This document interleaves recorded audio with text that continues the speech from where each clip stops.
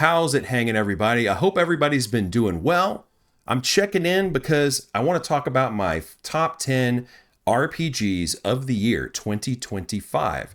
Now, it's been a really big year. I keep thinking that there's no way that 2023 is going to top 2024, and then it does. And then I think that this year has even topped 2024, and it's just like snowballing. It's like, what could possibly happen in 2026 to keep this momentum going? I have no idea, but this has been a great year. It's been a year of many, many remasters, remakes. I have played 10 games and I am going to rank them. I'm considering it a top 10 because yes, even my lowest ranked game, I feel like is worthy of a ranking because I like all of the games that I played this year. But I'm also going to talk about some other games, some games that I missed. I want to give those a little quick shout out, some of the pickups that I made that I haven't gotten around to. And I want to talk about the non-RPGs as well. So if you stick around later in the video, you'll have some of those bonus points. But right now, I'd really like to get into this top 10. So without further ado, I'm going to mention this honorable mention up top. Now, I've got other honorable mentions coming later, but I really wanted to mention this one up top, and this is Octopath Zero, as you can see, and I'm in the middle of this game. This game is going to be considered for next year's list, but since I'm pretty deep into it, I thought I would go ahead and shout it out. It is absolutely, if I had to rank it right now, it would be near the top of my list. I would estimate this to be like number 2 or 3.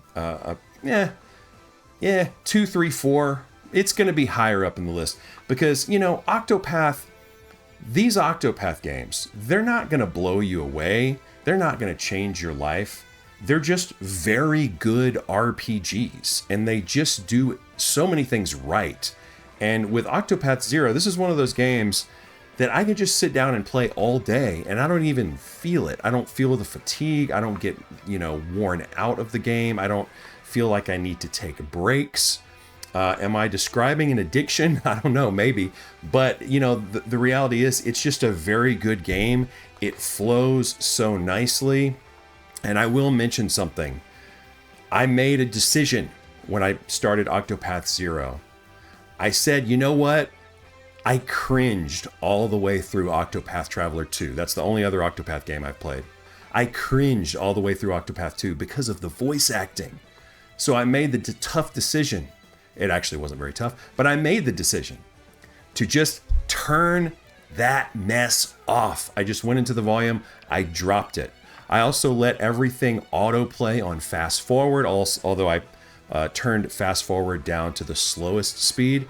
So all the text, everything that was happening in the story in the game was really fast. Even the character movements were fast. And I was just, it was just enough for me to keep up with and just keep on pace with. So I'm following everything that's happening in the story, but I don't have to sit through these long, dragged out, scenes with really bad voice acting. I don't know what is going on with the voice direction in these games. The actors are very talented, but something about the direction, I don't know what Square Enix thinks they're doing.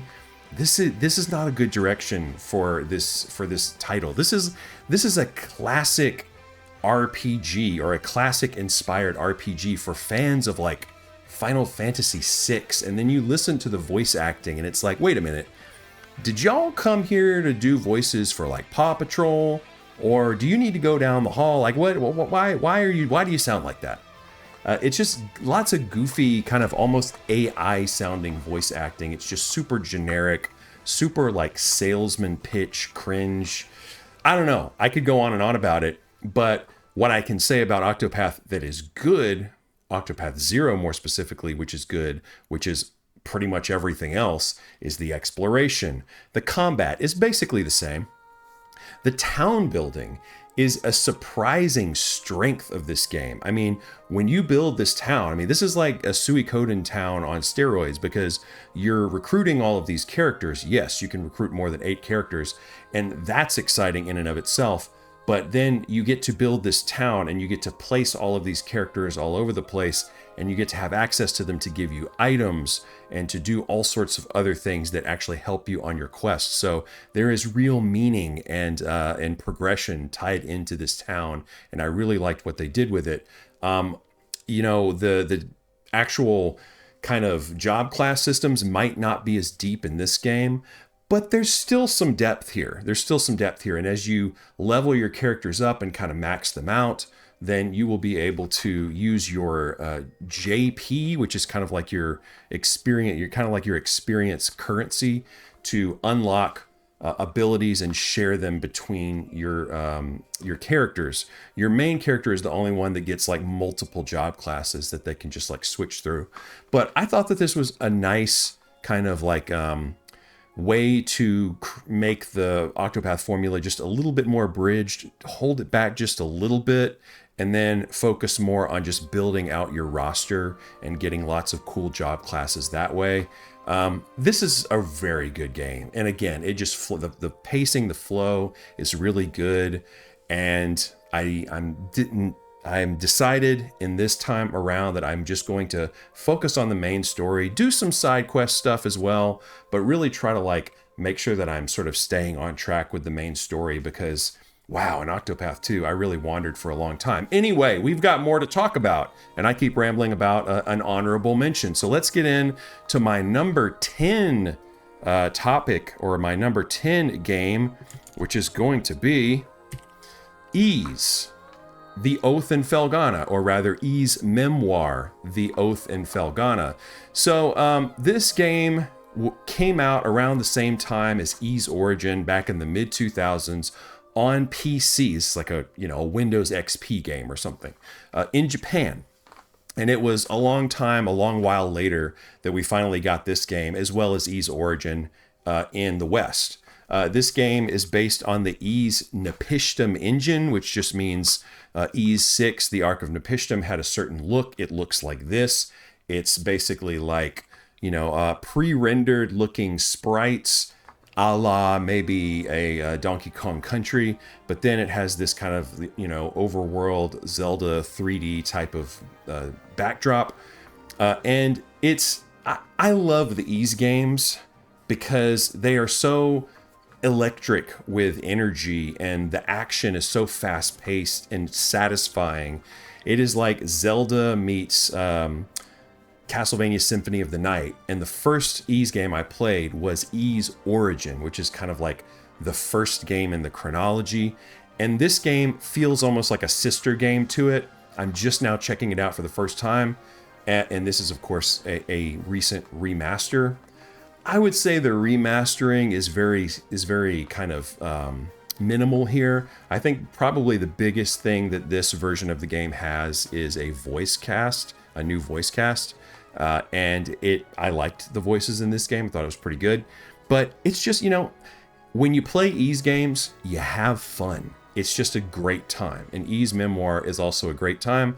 It just didn't quite click with me the way that Ys Origin did, which is interesting because the games are so similar.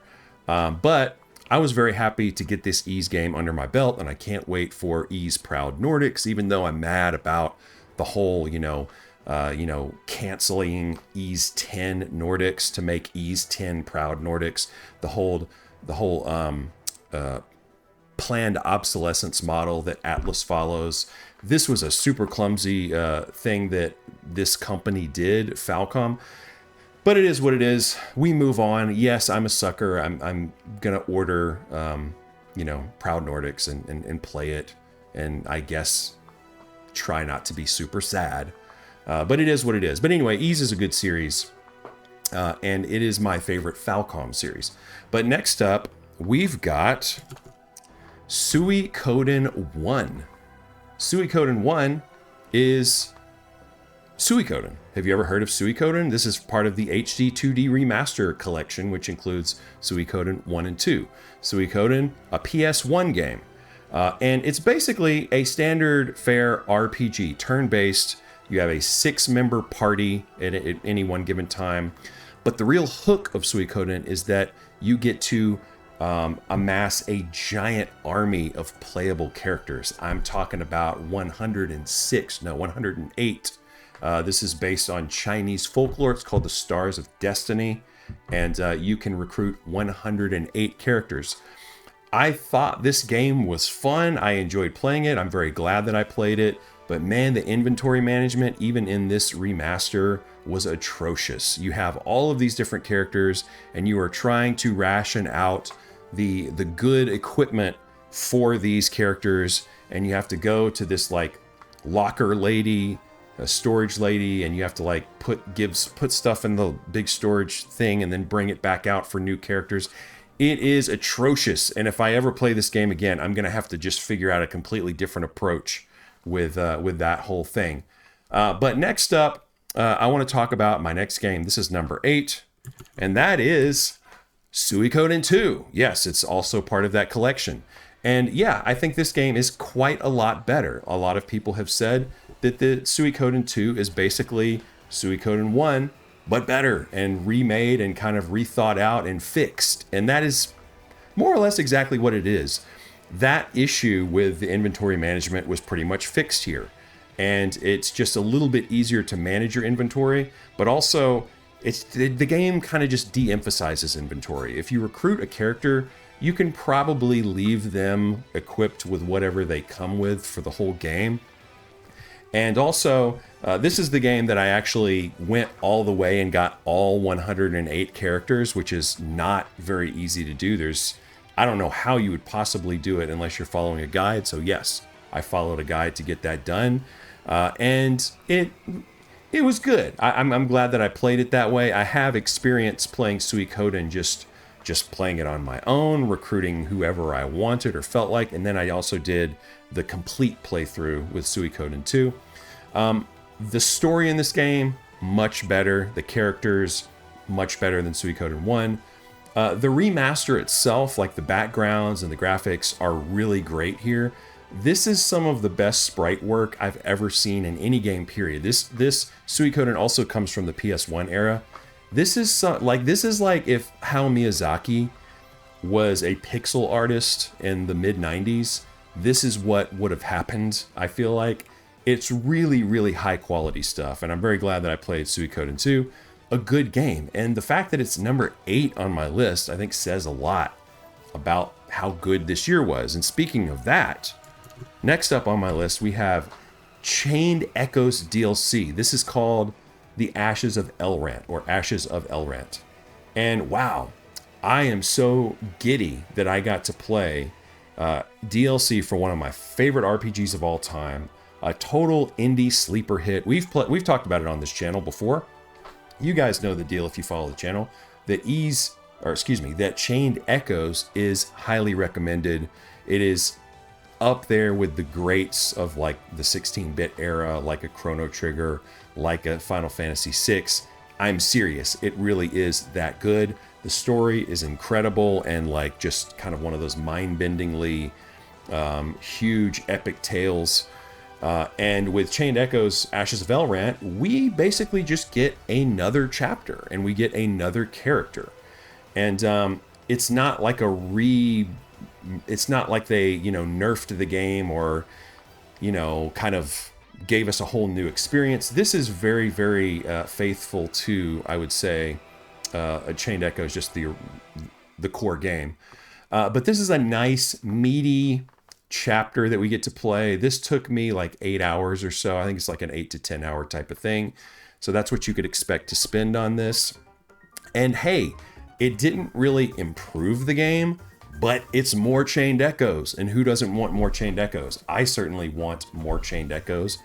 And at my number 6, I tell you, man, I said I was not going to talk about these two games at the same time ever again in the same video, but I have to. It's Sea of Stars. There's a DLC for Sea of Stars. And yes, you might remember if you watch my channel that I definitely picked Chained Echoes as the better game over Sea of Stars in that weird series that I had a couple years ago. But I do think the Sea of Stars DLC is better than the Chained Echoes DLC. This just improves the game so much. It makes it so much more fun, and it addresses issues that I had with the original game.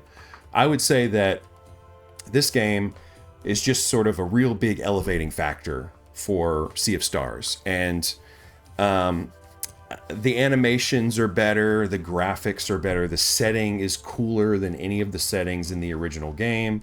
They did some interesting things with combat and the story and the characters and your two main characters. Garl is, gone. He's not a part of this particular chapter. So this is just, this is just your main two characters, and they actually have personality this time, and they have character depth, and you get to learn more about them. And it really is the cherry on top that Sea of Stars needed, and it's free DLC. So I really couldn't say enough good things about it. And yeah, I do think it's a little bit better than that Chained Echoes DLC, which is like a $10 DLC, I believe. Next up on the list, we have Fantasy Life I, The Girl Who Steals Time. Now, I have been meaning to check out Fantasy Life on the 3DS for a very long time, and I've just never gotten around to it. So I'm really glad that this newer version of the game, it's not a remake, it's not a new version, it's just a new game, but a new game in that series has come out. Fantasy Life I, The Girl Who Steals Time. It's on all platforms. I played it on PS5, and all I really did here was just play through the main story, the main campaign. I got to the credits at the end, and that was that. And then I decided to put the game down. Now, some people might call me crazy because this is a game that opens up a ton in the post-game with the town building and some extra story stuff. Of course, as I was finishing the game, I was getting all of this teased to me. But I was really happy just to spend about, 15 hours-ish. I don't know, it could be more than that. I'm not exactly sure. It might be more like 20 hours or maybe even 30 hours. But all I did was I played the game as much as I really wanted in that main story. I leveled up a lot of my different lives. I leveled up a lot of my different characters.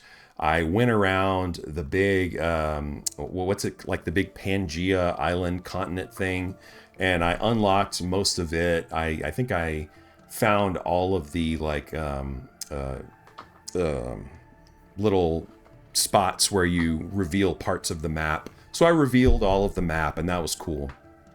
But yeah, it was a pretty straightforward playthrough, and I kind of had to keep my mind focused on the main quest because I am very much a side content person. I love to play side content. I'm constantly getting pulled away from the main quest, and this time I managed to kind of just stay focused enough to get through the game pretty quickly. And it is a really fun game, and I'm glad that I now have Fantasy Life under my belt. And maybe, maybe someday this will become like my new Animal Crossing, and I'll come back to it and I'll do a lot more with the game. But for now, I'm very happy that I just played it as much as I did. Next up, we have Dragon Quest 1 HD 2D remake. This is part of the Dragon Quest 1 and 2 HD 2D remake. And this was like glow up of the century right here. I mean, if you've played Dragon Quest 1 before, it's fun. It's good. It gets the job done. I've played several. This is now my most played RPG, my most played and beaten RPG of all time, Dragon Quest 1, because the game is so fast on other platforms that you can just kind of breeze through it in a day. And that's what I've done. Both times I played the Super Famicom version, which never came out here, but there's a fan translation. And I also played the Switch version, which is like a port of the mobile version, which is not a great way to play the game, but it is convenient, I guess. But now we have this ultra mega edition of the game. And I gotta say, the game felt unfamiliar to me. Dragon Quest 1 did not feel like the Dragon Quest that I remember, but that's because it's just so enhanced and rethought over and reimagined beyond recognition, basically. It's still the same story. It still has most of the same story beats, although some of them are greatly elaborated. But it is, the combat, considering that you are one character, the combat has weird amounts of depth that I can't even explain, but they did some really, really cool things with the combat to make it more interesting, and I really appreciate that. This was incredible. And if it weren't for the next game, this would be, this collection of Dragon Quest 1 and 2 would be, near the top of my list. But I have to talk about number 3, and that is Lunar, the Silver Star Story Complete. Okay, so this was weirdly like my most anticipated game of the year. By the way, this comes from the Lunar 1 and 2 Complete collection. Lunar HD collection, whatever it's called. Lunar Remaster collection, I think is what it's called. So anyway, yeah. It's basically the PS1 version of the game. This game's been, remade, reimagined a bunch of different times for different platforms. But this is obviously going to be the way to play going forward. And I was shocked at how good this game was. This is an old, Sega CD game is where it got its start. I had the game on Sega CD. Yes, I was a Sega CD kid. Ask me anything. Yes, I was very privileged to be able to have a Sega CD growing up. And I'm very grateful that I had one. But yeah, this was a game that I had on the Sega CD, but I never got very far in it. I still loved it. I loved the music. I loved the cutscenes. And I was fascinated with it. And I wished with all my might back in the day that I was patient enough to play games like this. But I really just wasn't a big RPG fan back in those days. Or I was a big RPG fan, but I was just not, I couldn't complete the games because they were intimidating to me. So now I've finally gotten over the hill that is Lunar, the Silver Star Story. I feel like I'm closing a childhood chapter door on my life right now because I was able to come back to this game and play it. And I've had that experience a couple of times with RPGs over the years, and this is probably the highlight, I would say. This game, Lunar the Silver Star, is super campy. It is super 90s, but the story is so surprisingly deep and just fun and kind of like has some fun twists and turns. And oh man, I can't believe some of the things. I was expecting a much worse, just much more like early CD-ROM, like trash story. That was not the case here. This absolutely blew my expectations out of the water. The combat in this game is very simple, kind of position-based, very light strategy, turn-based combat. And it works really well, and the game has some things to speed it up. I would say that it's certainly not the most complex system, but it has enough complexity to kind of keep you on your toes, to keep you busy. And there are a couple of difficulty spikes that I was very into because I like difficulty spikes. I'm a weirdo like that. But yeah, Lunar, what a glow up! And I just got to say, I can't wait to play Lunar 2 in this collection. I really wish I had gotten through with it this year, but it is a top priority once I finish all the games that I'm playing right now. But next up is my number 2 game, and it is none other than Dragon Quest II HD 2D. So this is another part of that collection, and I said Dragon Quest 1 was the glow up of the year, but that's not really true. And it's also not true that Lunar has the glow up of the year, because the real glow up of the year is Dragon Quest 1 and 2, or excuse me, Dragon Quest 2 HD 2D remake. Okay, so I've played like maybe the first 20% or so of Lunar 2 on Super Famicom, and I kind of just got lost, and I was trying to just breeze through the game really fast. Because I really wanted to play it before I played this new version, but I ended up dropping it, and I really didn't like it at all. I think it was probably my least favorite Dragon Quest game, easily. Of all the ones I've played, 2 is sitting in my mind as like the worst experience that I had. But this remake right here is probably the best remake of any game. It is the best... it is the savior of that original, Famicom version or Super Famicom version, or whichever version you played. This is now the best version, and there's no comparison. You cannot compare this to any of the other versions of Dragon Quest II. I mean, these characters, these cousins on this adventure together, the voice acting, the personalities. Perenelle is, I call her like the goth girl because she has a kind of sad story beat that you're following in the game. And her sort of evolution and sort of all of the characters sort of growing up in this tale is remarkable. And this is like, I mean, this collection, the graphics, the combat and the strategy in this Dragon Quest II, it rivals Dragon Quest III HD 2D remake, which came out last year.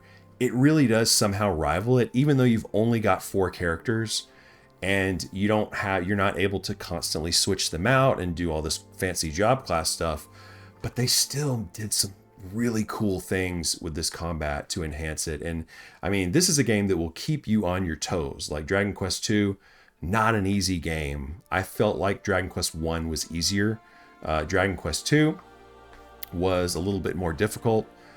I'm always over leveled in games like this because I grind too much, but I definitely felt some of the difficulty spikes, and I appreciated, the fact that this game does not hold your hand too hard, even though it does fix a lot of things and brings in tons of quality of life. I mean, wow, what a victory here. I mean, Dragon Quest II is no longer a black sheep. This is one of the best games in the series now. It has flipped like a switch. I mean, this is now a titan in the series. And by the way, I want to mention this trilogy, this Erdrick trilogy, the remakes in the past couple years. Dragon Quest II is like the story titan. It's like the story pillar in the game. Incredible story. Dragon Quest I is like the brevity pillar, the brevity titan, if that makes any sense, because it's just short and sweet. It's definitely longer than the other versions of that game, but it's a very interesting and in-depth and RPG that just goes by fast. Dragon Quest III is like the gameplay titan. It is so advanced with all of the combat and like just, the super customization of all the different characters that you can constantly recruit and swap out and enhance and double enhance and triple enhance and just get just the most insane number of spells and abilities from all these different job classes. What a treat Dragon Quest III is. If you haven't played it, play that one too. In fact, play that one first and then play 1 and 2. I promise you will not regret it. If you have any interest in RPGs whatsoever, I feel like this trilogy is now, I mean, it kind of always has been required material, but now that you have these beautiful remakes to play through, I don't think there's a lot of excuses you can follow anymore. Okay, but next up, my number 1 RPG of the year. And I gotta say, it's not the cool answer anymore. It is not the cool answer, but it is my answer, and it has been my answer since I played through it, which only took me a couple weeks after it launched. I blasted through this game. I was addicted. And it is, of course, Clair Obscur Expedition 33. I'm not going to show any content from the game because it's a mature rated game and I don't want to get flagged or age restricted or anything. So we're just going to stare at the logo. But you've seen Clair Obscur. You know what's going on with Clair Obscur. I love this game. I know it swept the Game Awards. It's starting to get, people are starting to get that sort of like overhype fatigue. I get it. I understand.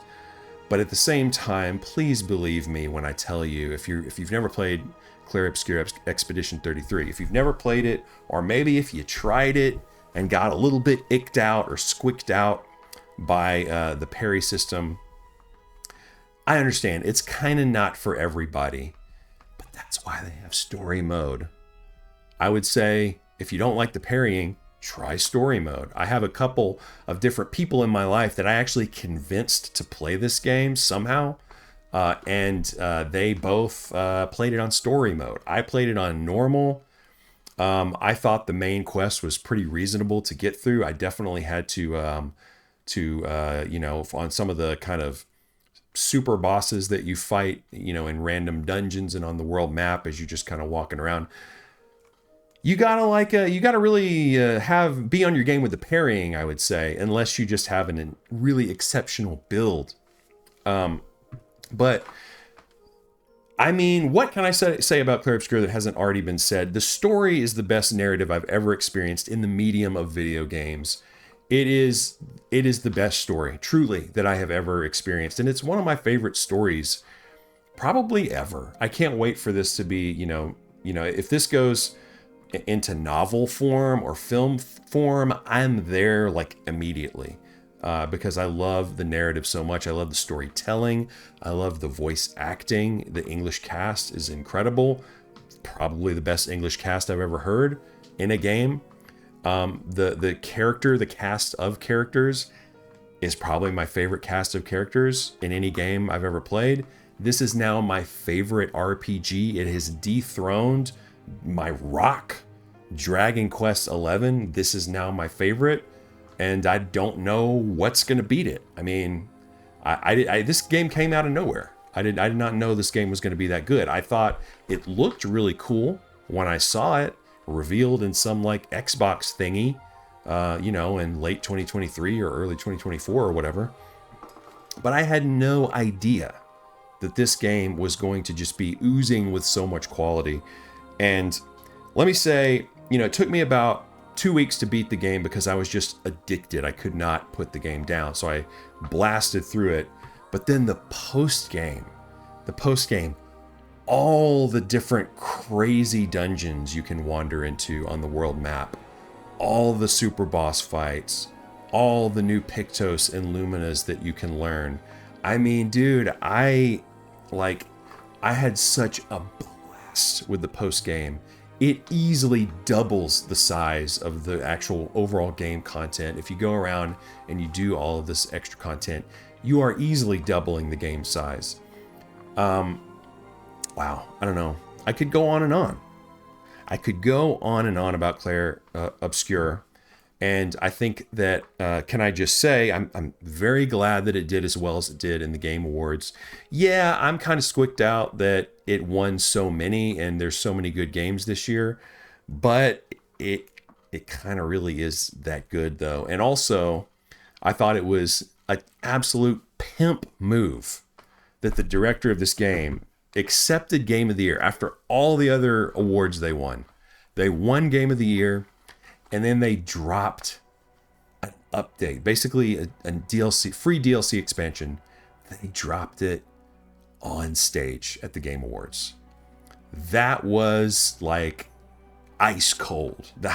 That was incredible. I mean, I've never seen such swag in my life. I was humbled by the swag that I witnessed on that stage. But anyway, yeah, I played the thank you update as well, or at least the new dungeon, and it was cool. It's a really good dungeon. I don't know if it's my favorite dungeon in the game, but it's certainly up there. I spent probably half of the time in this dungeon trying to jump through hoops. Has anybody tried doing that? There's like this little challenge you have to do where you jump off a diving board into hoops, and the game is not known for its super accurate platforming. So I spent forever trying to jump through the tiniest hoop, and I finally got it, and I got some dumb costume or something, but at least I got it. What else can I say? I'll say that I popped a platy, and I mentioned that I did 100% achievements in this game. Not that matters, but I don't get 100% achievements very often at all. And so for me to do that in this game, I think says a lot just about how incredible it is and how you really, I think this game has a really, really high 100% rate. It's something like almost 10% or maybe even more than 10% of like PlayStation players have popped the platy, which is crazy.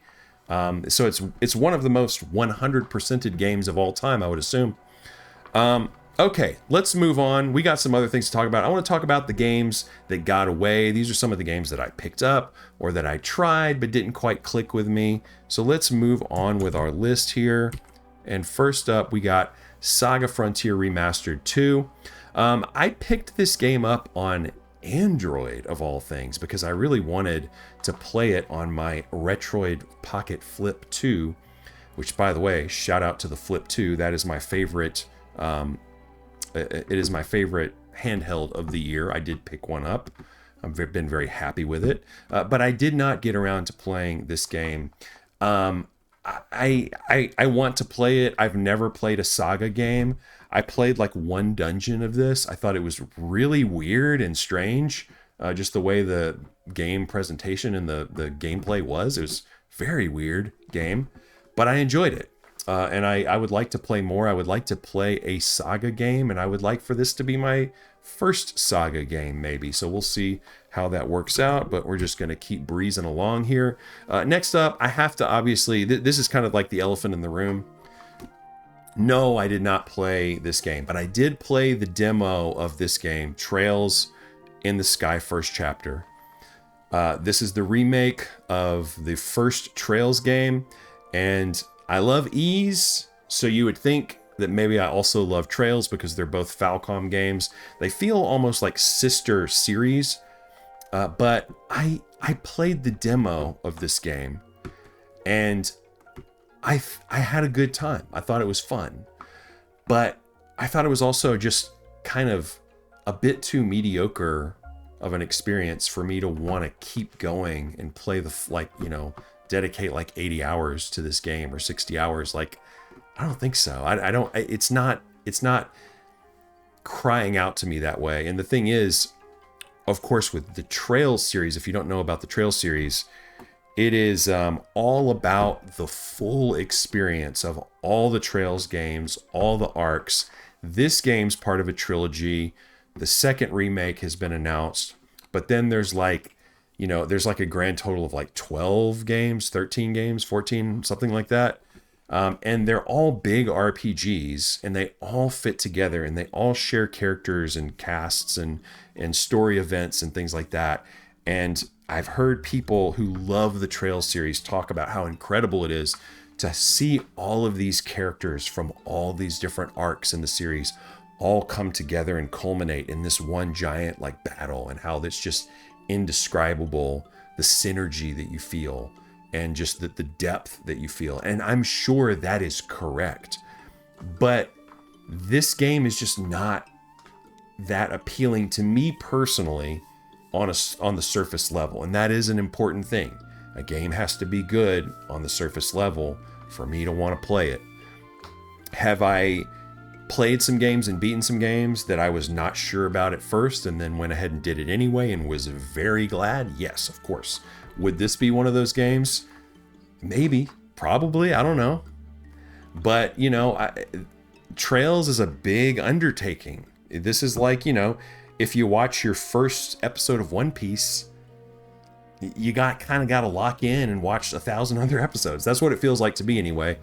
And it's hard for me to want to fit in Trails right now because I have my backlog. I've made some good progress. This year was a great backlog progress year, by the way. But Trails in the Sky First Chapter, nah, not right now. Not right now. Maybe someday. But anyway, let's move on. My next game that I'm going to talk about is Caves of Qud. This is not a JRPG. Like all of the other videos all the other games I've talked about in the video so far. This is just a computer RPG. It is, I guess you would say, a Dwarf Fortress-like. It is a roguelike game, and it's turn-based or bump-based combat, I guess. And I think that this game's been in development for like 10 years. The new final version of the game, 1.0, finally came out in December of 2024. And I've been wanting to get into it all year, and I feel like I'm just too stupid to play this game or something. But I've messed around with the tutorial, and really it's intimidating. I will admit that. I can get into this game. I can get I can get my bearings with this game and figure out what's going on and probably have the time of my life. And hopefully I will get around to doing just that, because of all the different like weird roguelites coming out, this one is kind of like the top priority for me. I mean, look at the presentation here. Come on, it's like pseudo ASCII graphics. It works really well on the Steam Deck, by the way, which is kind of crazy, because you would think you would look at it and you're like, I feel like the text is going to be too small, but it's not. It's actually very good. Anyway, Caves of Cud. I am an ally. I am not yet a fan. I hope to be a fan. Okay, next up, we've got Kingdoms of the Dump. This is an indie game made by two janitors. I picked this game up, and I just haven't gotten around to it yet. It was basically going to be between this or Octopath Zero is kind of like my December game that I focus on, and Octopath Zero won. But I would like to play this game. You know, I've had really good luck with indie RPGs, indie JRPGs in the past couple years, and this is another one that looks quite good. It has good reviews, but I don't know much else about it, so I'm glad I picked it up, and maybe someday I will actually make time for it. We'll see. Next up is Final Fantasy Tactics: The Ivalice Chronicles. This is a remake of the PS1 game that was later ported to PS2 and later ported to mobile. And it's a game that I have been playing through. This is one that I've made quite a bit of progress in. I think I'm in chapter 3 now, but I need to pick it back up. I was playing it and everything was going right, and then Octopath Traveler 0 came along and took up all my attention away. But I will pick this one back up, and I will probably finish this one right after Octopath.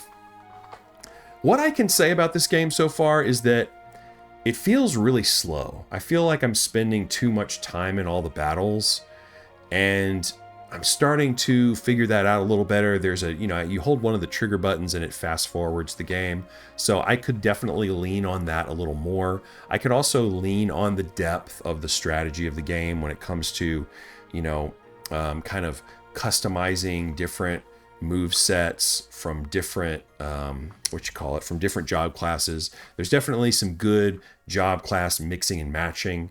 If you just play the game straight and don't get into that, don't tap into that, you're not going to have as good a time. But so far, there's been some moments that have been very trying. There was one boss fight that I was just like, this is impossible. This can't. And eventually I got through it. But some difficulty spikes, definitely old school RPG challenge, PS1 era, and I'll just have to, I'll have to let you guys know how I feel this game when I actually beat it. But I did not play enough of the game to rank it this year. Anyway, next up, Pokemon Legends ZA. Yeah, I picked this one up. I don't know why, because I don't really, I've only played one other Pokemon game in my life, and it was Scarlet and Violet. I played Scarlet, and I had a great time with it, but I didn't really feel like I need to be like a Pokemon person now. I was not like, oh yeah, I've got to play the next Pokemon game. Pokemon is a series that I feel like I'll stumble upon a Pokemon game here and there and have a good time, and I don't need to be like an ongoing participant in the Pokemon series. But this game came out, I felt like I needed more to play on the Switch 2, because yes, I did pick up a Switch 2, and so I just decided, you know what, it's Pokemon, it's gonna be fun. If people are complaining that it's in a city, I don't care that it's in a city. People complain about weird stuff with Pokemon games, and I'm just like, it's Pokemon, who cares? Who cares if it runs at 3 frames a second? Like, it doesn't really make it less fun, does it? I don't know. It doesn't make it less fun for me. But, this game performs well. I've played it a little bit. I like the wild areas. I like just cruising around, messing around with stuff, collecting the different Pokemon, trying to clear out those areas, and then dipping into the story content, of course. It's fine. Pokemon's just kind of fun. I don't know. It is what it is. I have not played enough to rank it, but I have gotten started on it. It's a low priority game, but it's always going to be there. So maybe in like 2 years from now, I'll beat this game. We'll see. Next up, now I want to talk about some non-RPGs that I played this year. And I've decided to highlight, I think, about 6 games. And this is my first one. This is Split. Now, this is the game that you probably have not heard of on this list. This is a puzzle game. It is a puzzle adventure game, and it's kind of got a twisted story, and it literally takes about an hour to beat. And it involves, it's like a puzzle game that involves working in a computer command line. So you have to familiarize yourself with all the different commands. You have to know how to look things up and figure out how things work. And you're, in the game, you're communicating with these different communication devices. You're in this like remote bunker type of thing. And it's really cool. And yeah, it's maybe the shortest game I think I've ever played, but it's a very unique game. And I recommend it. It's on Steam. And yeah, it won't take you too long to get through that. So it's probably going to be inexpensive. And I think that there's like, if you like pop in 100% achievements, I think there's 2 achievements in this game. And if you just play through it, you pop those. So can't miss here with Split. Next up, Kirby Air Riders. This is my Switch 2 game of the year, easily. I also played Donkey Kong. I decided to not spotlight it. I did like Donkey Kong, but I like this more. This is literally a sequel to Smash Bros. Ultimate in all but name, and I guess in all but intellectual property, because this only has Kirby IP stuff, whereas Smash has from a bunch of different series. But dude, this game is killer. Like, I really don't like Mario Kart. I'm sorry. I'm just not a Mario Kart person. It's never clicked with me. I've always felt like there's a drought of single player content in Mario Kart. I play Mario Kart. I try to get into it. I'm just like, what do? I don't know what to do. Like, there's nothing here. What am I supposed to do? Am I just supposed to do these like single player races over and over? Am I supposed to get online even though I'm not good at the game yet and play there? I never know how to navigate. Mario Kart is a party game. It's an online competitive game, but it just stinks with the single player content. Kirby Air Riders does not stink with the single player content. It is great with the single player content, and there is so many different kinds of challenges that you can get into. This is kind of not a racing game, which is like the secret thing. It's actually more of a fighting variety party game type of thing. And the main mechanic is that, yes, you're on a very fast thing and you have a sort of third person perspective and you're going fast. So it looks like a racing game. And yes, there are races. But there are so many different kinds of races. There's the top-down mode, which I really love, and I think it's just cute as can be. And then you got like, all these different unlockable stuff that you can do. You got unlockable cosmetics. You got little gummy snacks that you can just look at a giant pile of them and mess around with them. And you've got a billion different achievements that you can pursue. I would say that for me, the story mode here is called Road Trip, and it's the highlight of the game because it just showcases all of those different game modes I just mentioned and more.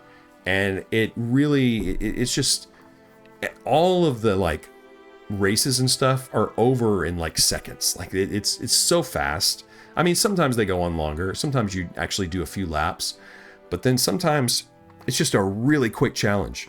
And people have complained about that. I think that is amazing. To me, that is Smash Bros. Ultimate, World of Light, the spirit mode in that game, which is incredible.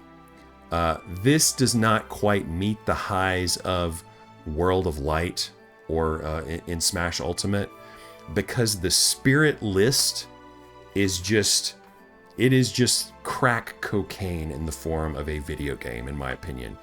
It is so addicting, and I got It took me years to do this, but I got every single spirit in that game. And if you don't know what I'm talking about, listen. If you like Smash Bros. Ultimate and you've never played World of Light, the single player campaign where you can collect all of these different little weird spirits, which are kind of like mini Smash fighters, and you can equip them and they have different abilities that you can unlock and you can level them up. And it basically turns Smash Ultimate into this giant overworld, like, collectathon RPG. If you've never done that, you should do that, because that is very fun. To me, that is the best part of Smash Ultimate by far, is the spirit mode. And hey, if you're not good at Smash and you just need to like run through a lot of different types of challenges to get better at the game, I would say that's a good place to start. Actually, now that I think about that, that's probably not the best way to get good at Smash, because I am horrible at Smash. But I'm not horrible at spirit mode, because that's how I play the game. I've learned, my brain has been trained to play Smash Ultimate as a spirit hunter, so to speak.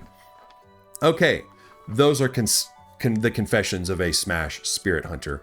But as a Smash spirit hunter, I love Road Trip in this game in Kirby Air Riders. It's almost as good as the Spirit World of Light, but it falls a little bit short, I think. But then it has tons of replay value where you can go back through and unlock different stuff. Of course, there's different difficulties for Road Trip. And then really the closest thing to the Spirit board, or to the Spirit list in this game, is just the massive list of achievements where you can go around, you can select an achievement that you want to pursue, and it will take you right to that challenge. Brilliant, brilliant. Masahiro Sakurai, who is the creator of Kirby, who created Smash Bros. He created Smash Bros. Ultimate, and he has created this game as well, and he created the original Air Ride on GameCube. He forces fun into every game that he makes. If you look at a game like Smash Bros. Ultimate like a party platformer 2D thing, it's not that interesting, but he forces it to be interesting. Sakurai forces this game, this kind of mid-looking kart racer, to be a Game of the Year contender. Like, I'm so happy we have this. If we don't even get a new Smash in this generation, I'm okay with that, because, dude, we got Kirby Air Riders. I'm going to be playing this game for years. I'm going to be chipping away at these achievements and stuff. I'm going to be collecting hats and riders and characters, and I'm going to be playing every different game mode under the sun, even the ones that I don't like as much, because why not, man? What a fun time. Okay, wow, this just turned into like the Kirby Air Riders Gush Fest. But next up, I'm not going to show this particular trailer, but I will mention that this Heretic and Hexen remaster collection dual pack, so to speak, this was free on Game Pass. I'm a huge Doom fan. I'm a huge Quake fan. Heretic and Hexen feel like, sister games to Doom, because they're made by the same developers back in the day. Heretic is literally running in the Doom engine. I think Hexen is as well, and blah, blah, blah. So I was like, yeah, of course I'm going to check these out. So I did, and oh my gosh, Heretic has now become my favorite shooter, my favorite first-person shooter of all time. I like it better than any of the classic Doom games, Doom maps, Quake games, any of the different like DLC that you can pick up, which is kind of like endless. To me, Heretic is the peak of boomer shooters and shooters in general.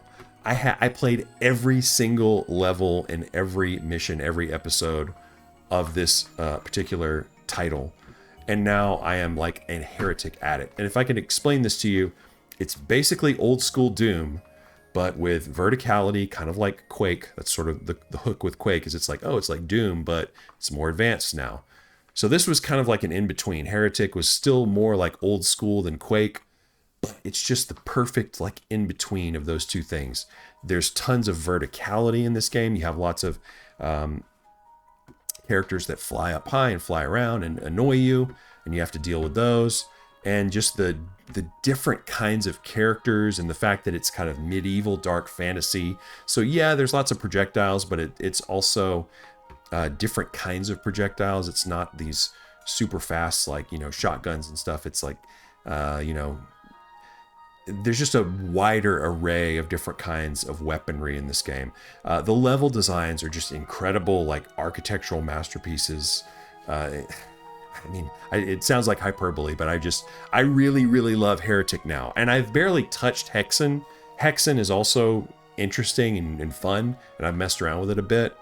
But it's a lot more confusing, and Heretic is more just like a classic, amazing shooter. So if you like Doom, go play Heretic today. It is on Game Pass, and if you don't have Game Pass, it's probably on sale on Steam right now. So go check it out. Next up, we got a game that I need to see if we can reload here. See if we can do that. Yeah. So now we got South of Midnight. South of Midnight is a game that is on Game Pass. I tried it out because it was on Game Pass, and I really fell in love with it. It's not going to blow you away. There's, you know, it has a few really, really strong strengths, but overall, I would say the biggest appeal of the game is the exploration, the environments. This game takes place in Louisiana swamp country, and you see some visuals that I'm looking at them right now. You see like these kind of like churches, some locations that are inspired by, you know, the Delta, and I'm from the deep South. Like this is, you know, I'm not from Louisiana, but I have, you know, relatives and stuff that live kind of in this area, and I've, you know, spent parts of my childhood in this area. And I think this is just super cool that there's a game that's kind of like built around, like it's almost like they just took memories out of my head and made this like fantasy adventure game out of it. It's very interesting.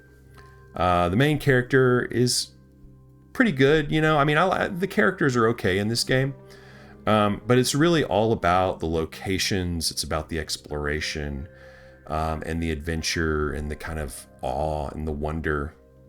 And I will say that the combat is probably the weakest link here. You kind of go into these little arenas for your combat sections, and I never really looked forward to any of them. You kind of fight a lot of the same enemies over and over. They're just kind of these little challenges, but they're all over the place in the game. It's like a, you know, a central part of the experience is going through these little combat arenas. And they're fine, I guess, but they just didn't blow me away. I don't know. I think that's it for me. I don't think I have anything else to talk about today. Let me make sure. Yeah. No. I do have Doom the Dark Ages. Okay. And I'm not going to play Doom the Dark Ages because, no, I don't want the video to get age restricted or whatever. So I'm going to just leave out the gore and stuff. But Doom the Dark Ages, you know, I have Heretic now. Heretic is my favorite shooter overall, and it's my favorite boomer shooter.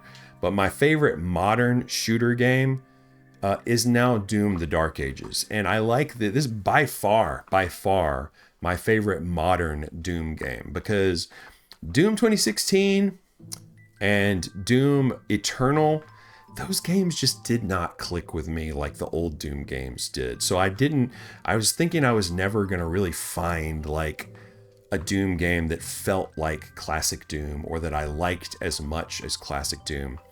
And I definitely don't think that Doom the Dark Ages feels like classic Doom, but for some reason it just clicked with me better.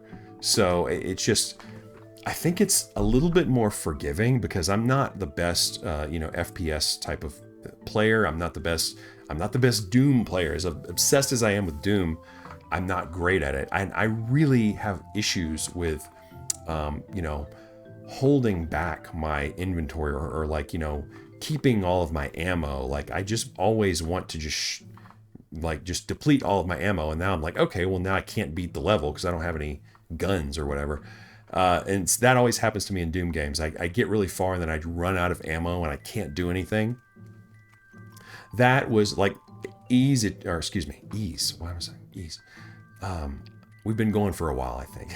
But Doom Eternal had really big issues for me with the management of ammo. Like I kept running out of ammo. And like, I would try to be, resourceful and conservative with the ammo, and I would just still run out. And this was even when I was playing the game on like the easy mode, I was still running out of ammo. So yeah, I'm not good at Doom. I'm not good at modern Doom. And of course there was tricks and depth and stuff that I was just missing. But all of that stuff clicked with me in Doom: The Dark Ages. I was managing the items and the ammo better. I knew what gun to use on what opponent, but it's really a lot more relaxed. You can kind of just use whatever you like in this game, whatever you might happen to have ammo in. It's probably going to work out. So it's a little bit more forgiving in that way. And it's just really epic. And there's lots of different types of game modes and challenges. There's kind of like the Star Fox mode where you're flying around on your giant like Doom dragon thing. That was awesome. The giant fights were really cool and not annoying, I thought. And everything, the boss fights, the exploration, the levels are huge, tons of secrets, super satisfying. It was always really awesome to be able to say, ooh, I 100% of that level somehow.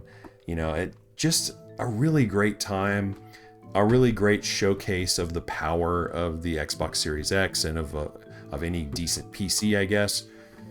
So I had a ton of fun with this game, and like I said, it's now my favorite modern shooter. Okay, wow. I'm out of breath, pant. But thanks for checking me out, guys. And yeah, I haven't made a video in a while, so thanks for hanging with me, sticking with me. I thought, what better time than to kind of like knock the dust off the camera than to make my sort of year-end review. What am I looking forward to in 2026? Well, Dragon Quest VII Reimagined, for sure. That's the main one, and really, it's kind of the only one that's on the top of my mind. I know that the year is going to be big, but I can't imagine it outdoing 2023, 24, or 2025. I mean, what are we going to get that makes it top these 3 years? I have no idea. I feel like things have to start slowing down, but then again, I don't know. Development just keeps going crazy, and we keep getting these amazing games. So I don't know what's going to happen. But guys, thanks for sticking with me, like I said. I would like to make more videos, and now I've been in between my computer rigs. I was not without a rig for a while, but I was just dealing with different issues with my previous rig. Finally got it switched out, so we're kind of like back in business, sort of. So we'll see what happens. Let me know what kind of videos you'd like to see for those of you who are still sticking around. Do you want to see hardware-related videos? More game-oriented videos talking about RPGs and stuff like that. That's sort of where the direction the channel's gone, and I feel comfortable kind of sticking in that direction. But I do want to make some more topical, like news-related videos. I'm not making any promises here because it's very important to me to make videos when I want to make them, and to not force content or force this into my life if it doesn't feel right. But I enjoy making these, and the more I'm in the habit of making the videos, the easier it is, the more natural it feels to make them. So anyway, guys, thanks so much for checking me out. By the way, the sound bed that we've been listening to in this video is from Chained Echo's Ashes of Elrant, the soundtrack. Superb, as always, as the original was. But thanks for checking me out, and I'll see you next time.